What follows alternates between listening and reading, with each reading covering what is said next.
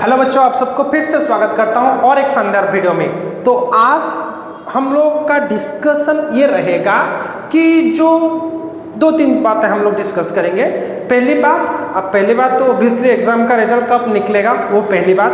दूसरा बात ये डिस्कस करेंगे जो कॉपी चेकिंग का जो नया नोटिफिकेशन सीबीएसई जारी किया ना, उसका प्रीवियस मतलब अब तक क्या चलते आ रहा था, किस तरह से कॉपी का रीचेकिंग करवाया जाता था। अब ये जब जो नया नोटिफिकेशन निकला है उसके हिसाब से आपका कॉपी का जो रीचेकिंग उसका प्रोसीजर क्या रहेगा। सेकंड, और हम थोड़ा डाटा देखेंगे प्रीवियस डाटा किस मतलब प्रीवियस ईयर्स में कौन से डेट में आपका एग्जाम खत्म हुआ था और कौन से डेट में आपका रिजल्ट निकला था। ये दो तीन चीजें हर के वीडियो में आज मैं आप लोग के साथ डिस्कस करने जा रहा हूं। उससे पहले मैं आप सबको रिक्वेस्ट करूंगा कि जो बच्चे मेरे इस चैनल को सब्सक्राइब नहीं किए, सब्सक्राइब जरूर कीजिए और कमेंट सेक्शन में आप जरूर ये बताइए कि आप आपके 10th का या फिर 12th बोर्ड में कितने परसेंटेज एक्सपेक्टेशन कर रहे हैं। तो चलिए वीडियो को हम लोग शुरू करते हैं। सबसे पहले हम देखेंगे हमारा ये जो डाटा कि जो पहले हो रहा था, मतलब जो आपके अप टू 2024 में कॉपी का रीचेकिंग, आप नोटिस यहाँ पे स्क्रीन में देख पा रहे होंगे कि जो नया नोटिफिकेशन सीबीएसई ने जारी किया उसके हिसाब से अप टू 2024 मतलब पिछले साल तक जो बच्चे 10th या 12th का सीबीएसई बोर्ड एग्जाम अपेयर किए थे वो अपना कॉपी रीचेकिंग का प्रोसीजर क्या था। तो सबसे पहले क्या कर रहे थे ना, सबसे पहले वेरिफिकेशन। सबसे पहले क्या होता है ना, ये तो काम हमेशा रिजल्ट निकलने के बाद ही होता है, रिजल्ट निकलने के बाद ही होता है। तो सबसे पहले वो करते थे वेरिफिकेशन। क्या करते हैं? Verification of marks. तो पहले बच्चों को क्या करना पड़ता था ना, बच्चों को पर पेपर, पर सब्जेक्ट, पर पेपर उनको 500 रुपीज डिपॉजिट करना पड़ता था। तो डिपॉजिट के बाद सीबीएसई उस कॉपी को खुद से वेरिफिकेशन करता है। तो वेरिफिकेशन में ज़्यादा कुछ नहीं होता है, दो चीज़ का वेरिफिकेशन सीबीएसई करता था। पहले देखता था सबका जो काउंटिंग है, जो टोटलिंग है, वो बच्चे का जो टोटलिंग है और उसका पोस्टिंग वो सही हुआ है कि नहीं। टोटल कितना मार्क मिला कॉपी चेकिंग के बाद, वो सिर्फ टोटल करके छोड़ देता था। दूसरा पॉइंट वो क्या चेक करता था, कहीं कुछ क्वेश्चन छूट नहीं गया। सपोज बच्चे ने 25 नंबर सीरियली करने की वजह से लास्ट में कहीं पे कर दिया और बाय मिस्टेक इन्विजिलेटर उनको चेक नहीं किया, जो कॉपी चेकिंग के लिए टीचर जाते हैं वो चेक नहीं किया, बाय मिस्टेक वो क्वेश्चन छूट गया है। तो उस केस में सीबीएसई पहले खुद से वेरिफिकेशन करता है, ठीक है। और बच्चे लोग को हाँ उसका एक नोटिफिकेशन थ्रू मेल भेज देता है कि देखो बच्चे ये सारा चीज़ें आपके कॉपी में कुछ गलत नहीं है या फिर यहाँ पे कुछ गलत हुआ वो रेक्टिफाई किया जाएगा, ऐसा अपना मेल भेज देता था। तो उसके बाद क्या होता है, मान लो बच्चे वो वेरिफिकेशन प्रोसेस में सेटिस्फाइड नहीं हुए, ठीक है ना। वेरिफिकेशन प्रोसेस में ये 3 स्टेप में होता था। ये नंबर 1 स्टेप, रिजल्ट निकलने के बाद ये नंबर 1 स्टेप 3 स्टेप में होता था। तो उसके बाद बच्चे क्या करते थे, अपना जो कॉपी है, जो एग्जाम पेपर है उसका फोटोकॉपी मंगाते हैं। क्या है? एग्जाम पेपर का फोटोकॉपी वो मंगवाएंगे। उसके बाद फिर से, ठीक है। तो वेरिफिकेशन आपका कितने डेज ना, ये 4 to 5 डेज का वेरिफिकेशन होता है। उसके बाद वो अपना फोटोकॉपी मंगाएंगे और उनको 2 दिन के अंदर वो फोटोकॉपी का जो भी फीडबैक उनको सबमिट करना है, वो अपना एक भेज देगा, लिंक वगैरह भेज देगा, उसी में सबमिट करना है। तो वो उसका फोटोकॉपी का पीडीएफ भेज देगा, वो फोटोकॉपी स्कैन कॉपी उनको बच्चों को भेजेगा कि सपोज किसी ने मैथ्स पेपर के लिए मांगा है, ये लो भाई ये तुम्हारा मैथ्स पेपर है, लेकिन उसके लिए तुमको पर पेपर ₹500 इसके लिए भी डिपॉजिट करना है। अगर कोई बच्चा मांगना चाहता है 3 पेपर तो उसको 1500 डिपॉजिट करना है, फिर कॉपी बच्चे के पास आ जाता है, ठीक है। तो ये आपका स्टेप 2 होता है, समझ में आ रहा है ना। अच्छा, स्टेप 2 में सपोज बच्चे ने और वो काम उसको वो सब काम 2 दिन के अंदर करना है। जब कॉपी मिले 2 दिन के अंदर, फिर आपको अगर कुछ कॉपी का उसका 3rd स्टेप क्या होता है ना, रीइवैल्यूएशन, ठीक है। उसको होता है रीइवैल्यूएशन। क्या है? रीइवैल्यूएशन। ये होता है आपका 3rd स्टेप। मान लो बच्चे बोला कि नहीं, मुझे क्वेश्चन नंबर 27 में 3 मार्क मिलना चाहिए, मुझे 2 मार्क मिला है। या क्वेश्चन नंबर 25 में मुझे एक मार्क मिला है जबकि मुझे 2 मार्क मिलना चाहिए। तो ऐसा कुछ कंप्लेन बच्चे का है तो उस टाइम सीबीएसई बोलता है ठीक है, मैं आपका ये जो क्वेश्चन आप बोल रहे हैं ना, मैं उसको रीचेक करवाऊंगा, नो इशू, लेकिन आपको मुझे पर क्वेश्चन 100 रुपीज देना पड़ेगा। मतलब ₹100 पर क्वेश्चन, ₹100 पर क्वेश्चन को फिर से रीचेक रीइवैल्यूएट करने के लिए आपको मुझे ₹100 देना पड़ेगा पर क्वेश्चन। तो ये था डिटेल प्रोसीजर और ये इसके लिए 2 दिन लेता था, ये इसके लिए आपका 2 डेज लेता था।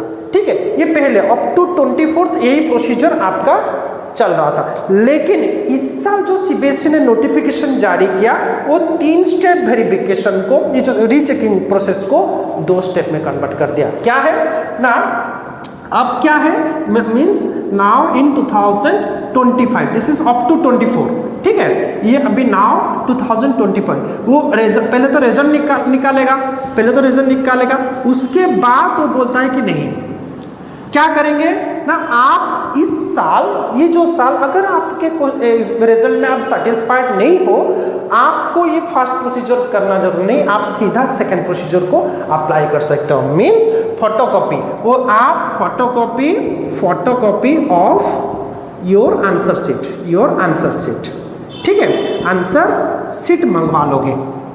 ये जो नोटिस आपका, जो नोटिफिकेशन आपके स्क्रीन में देख पा रहे होंगे, ये जो आपको प्रिंसिपल, सारे स्कूल के प्रिंसिपल, सीबीएसई स्कूल के प्रिंसिपल को वो नोटिफिकेशन जारी किया गया। ठीक है, तो आप क्या करोगे ना, photocopy of the answer sheet तुम डायरेक्ट मंगाओगे, वो रिजल्ट निकालने के बाद अपना एक कोई लिंक वगैरह प्रोड्यूस कर देगा, आप उसी में अप्लाई कर लोगे। और हाँ, लेकिन अभी तक वो नोटिस में ये क्लियर नहीं है कि पर पेपर, मतलब पर एक सब्जेक्ट को अगर आप फोटोकॉपी लाना चाहते हो उस पेपर का, तो कितना अमाउंट डिपॉजिट होगा, वो उस नोटिफिकेशन में जारी नहीं किया गया।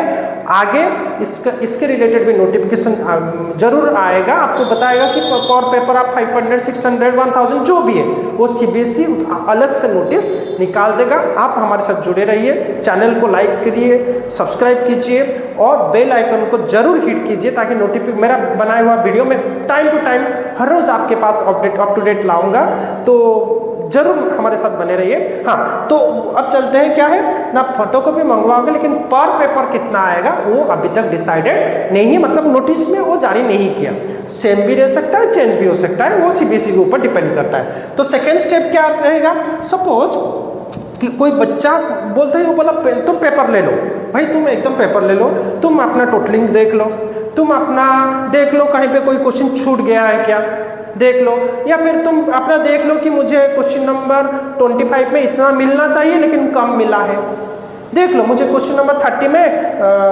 3 मार्क मिलना चाहिए, 2 मिल गया है। तो आप खुद से वेरिफिकेशन कर लो, ठीक है। अगर आप सेटिस्फाइड हो तो ठीक है, अगर सेटिस्फाइड नहीं हो तो आप क्या कर सकते हो ना, आप वेरिफिकेशन ऑफ मार्क कर सकते हो, मार्क का वेरिफिकेशन कर सकते हो, और वो सेकंड स्टेप में, वो डायरेक्ट सेकंड स्टेप में ही बोल रहा है, और रीइवैल्यूएशन कर सकते हो, रीइवैल्यूएशन कर सकते हो, रीइवैल्यूएशन कर सकते हो, ठीक है, और बोथ कर सकते हो, और दोनों के लिए भी अप्लाई कर सकते हो।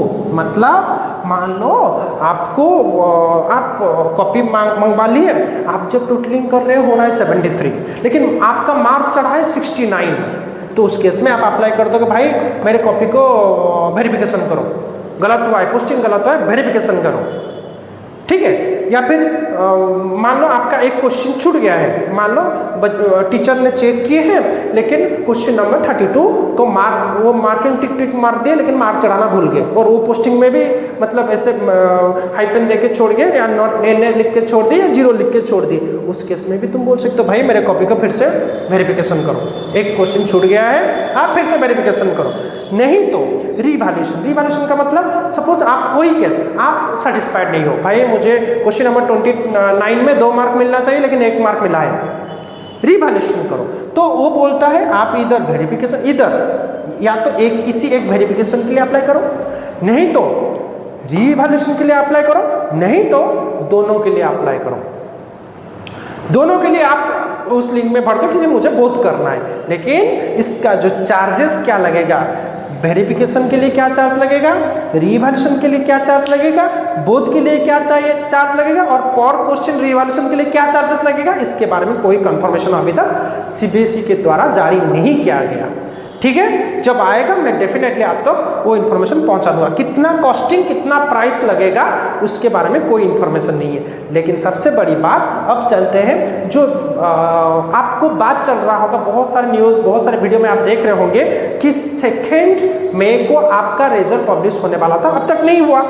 सही बात है ना। आज आपका मैं जो रिकॉर्डिंग कर रहा हूँ आज 4 तारीख है, आज भी नीट का एग्जाम है और आज तो रिजल्ट डिक्लेयर होने का कोई चांसेस नहीं है। तो ये, लेकिन ये जो सीबीएसई का जो लेटेस्ट नोटिफिकेशन, ये नोटिफिकेशन कब जारी हुआ ना, 2 मई को, 2 मई 2025 को ये सर्कुलर जारी हुआ। ठीक है, तो इससे ये पता चल रहा है कि बहुत जल्दी आपके एग्जाम पब्लिश होने वाली है 10th एंड 12th का। समझ में आ रहा है, बहुत जल्दी रिजल्ट पब्लिश हो रहा है। तो चलो हम कुछ डाटा देखते हैं, प्रीवियस ईयर का डाटा। इससे तो सीबीएसई बोलता है कि मैं अपना जो रिजल्ट वो 40 से 50 दिन में पब्लिश कर देता हूँ, सॉरी 40 to 45 डेज, 40 से 40 to 45 डेज में मैं अपना रिजल्ट पब्लिश कर देता हूँ। वो जनरली ऐसा देखा जाता है, लेकिन वो इतना डेज भी नहीं लेता है। 45 डेज में वो सीबीएसई बोलता है मैं 40 से 45 दिन के अंदर मैं अपना रिजल्ट पब्लिश कर दूंगा। लेकिन क्या है, देखते हैं पुराना डाटा। जैसे कि मान लो ये हमारा 2022 में जो एग्जाम एंड हुआ था, वो होता जून 15 को। जून, ये कोविड के चलते 2000 एग्जाम एंड हुआ था 2000 आपका जून 15 को, और रिजल्ट निकल मतलब कोविड मतलब उसके बाद वाला ईयर 2000, हाँ उसी की वजह से आपका डिले हुआ था। उसका रिजल्ट पब्लिश हुआ था जुलाई 22, लगभग ये 32 डेज लिया था। रिजल्ट पब्लिश हुआ था कितना ना, जुलाई 32, लगभग ये 32 दिन लिया था। अब देखो मार्क करो यहाँ पे 32 दिन लिया था। वैसे 2023 में आपका अप्रैल 5 को एग्ज़ाम ख़त्म हुआ और ये रिजल्ट पब्लिश कर दिया था मई 12, लगभग 37 डेज ये आपका लिया था रिजल्ट पब्लिश करने के लिए। वैसे ही 2024 में आपका 10 अप्रैल 10 को एग्ज़ाम एंड हुआ था और वो रिजल्ट पब्लिश किया था मई 13 को। लगभग कितना डेज ना, 33 डेज, हाँ 33 डेज मैं यहाँ पे काउंटिंग करके रखा हूँ। वैसे 2025 में आपका रिजल्ट कंप्लीट हुआ था अप्रैल 4 को। मतलब ये जो रिजल्ट एंडेड में पूरा रिजल्ट 10th एंड 12th का टोटल कंप्लीट रिजल्ट के बारे में बात कर रहा हूँ। ये एग्ज़ाम रिजल्ट हुआ कंप्लीट हुआ है मैं अप्रैल 4 को। तो उसी हिसाब से मान लो अप्रैल 4 टू मई 4 लगभग 30 डेज पकड़ लो, और ऑन एन एवरेज देखें तो 32, यहाँ पे 37, सॉरी यहाँ पे 32 नहीं, यहाँ पे सॉरी 37 डेज है। हाँ यहाँ पे भी 37, यहाँ पे भी 37, दोनों में 37। ऑन एन एवरेज अगर 32 35 डेज पकड़ ले तो आपको उसी हिसाब से मई 7 to 10 के अंदर एक्सपेक्ट किया जा रहा है कि रिजल्ट आ सकता है। उससे पहले भी आ सकता है, उसके बाद भी आ सकता है, कोई ये नहीं। क्योंकि अभी भी सीबीएसई के एक बड़े ऑफिसर्स के स्टेटमेंट ये है कि हम अभी तैयारी में हैं, मतलब तैयारी में, लेकिन ये नोटिफिकेशन वजह से मतलब ज़्यादा हम लोग एक्सपेक्ट कर सकते हैं कि बहुत जल्द निकलने वाली है। क्योंकि ये एक आपका नोटिफिकेशन जारी हुआ, कॉपी रीचेकिंग मतलब बहुत जल्दी हो जाने वाला है। आप पकड़ लो 10 तारीख के अंदर, नहीं तो मैक्स टू मैक्स 15 तारीख के अंदर गारंटेड आपका रिजल्ट पब्लिश हो ही जाएगा, ऐसा मेरा फीलिंग है।